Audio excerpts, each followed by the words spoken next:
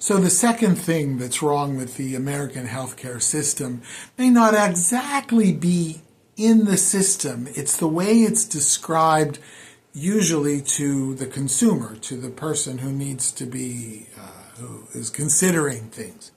You know, we have this idea of preventative medicine, meaning that doctors are looking for traits or situations or circumstances that might lead to your having a disease.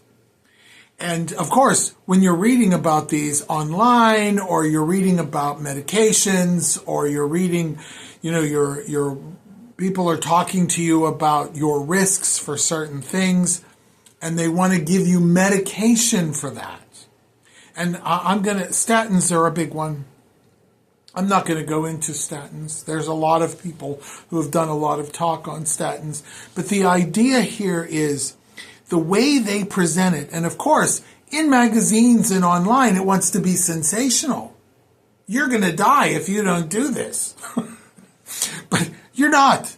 Think about it this way. They'll say, for example, doing X will double your chances of getting X disease. Doing X will double your chances of getting Y disease, okay? And if there's a real study behind it, and generally there is, but what I just said was an oversimplification of the results, it might involve 10,000 people. And so if you don't do that, you have a 1 in 10,000 chance of getting that disease. I hope I'm making this clear. If you double your chances by doing that, it's really only 2 out of 10,000. That's not a huge risk. Now the doctors, they have to read through a lot if they do it. I had a doctor once tell me he didn't like to read scientific literature. I mean, wow.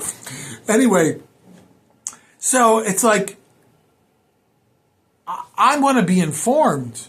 I want to understand the real risk of this. So if I take this medication, I have a 50% less chance of getting X disease. 50%. That sounds like a big deal, doesn't it? But if it was 10,000 people and 2 people are taking that and 2 people got the disease, now I'm going to be 1 in 10,000. Do you see?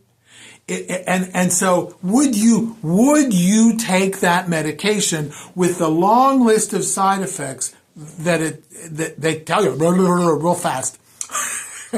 Would you take it for that much benefit?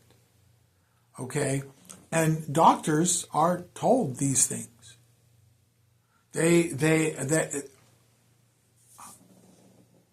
I'm not saying your doctor's lying to you, and I'm not saying your doctor's stupid.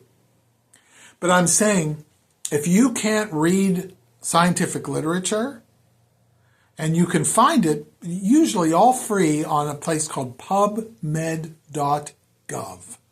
Pubmed.gov, go for it.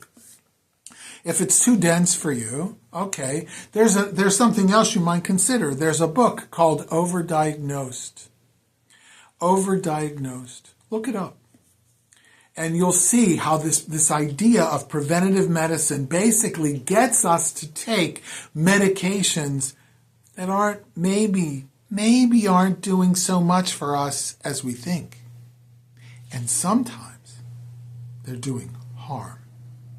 This is why we need to be responsible for our own wellness, take responsibility for it, and we need to take ownership and make decisions. All right? I'm Joseph Onesta. See ya.